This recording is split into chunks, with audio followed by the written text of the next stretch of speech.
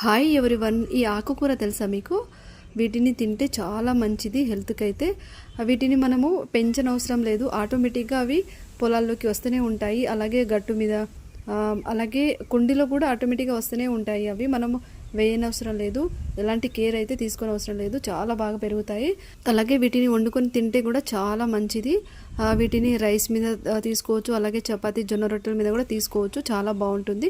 మీరు ఎప్పుడైనా తిన్నారా? ఈ ఆకుకూరను తింటే కామెంట్ చేయండి, అలాగే పేరు తెలిసి కామెంట్ చేయండి. ముదిరిన ఈ ఆకుకూర అయితే ఇలాగా ఉంటుంది, అలాగే ఫ్లవర్స్ అయితే ఇలాగా ఉంటుంది. ఇవి బాగా ముదిరి ఎండిపోయాక సీడ్స్ అయితే కలెక్ట్ చేసుకోవచ్చు.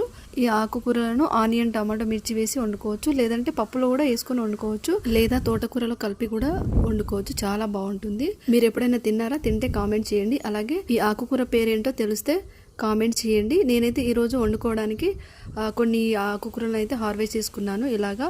అలాగే వీడియోని లైక్ చేయండి, సబ్స్క్రైబ్ చేసుకోకపోతే సబ్స్క్రైబ్ చేసుకోండి, నచ్చితే షేర్ చేయండి.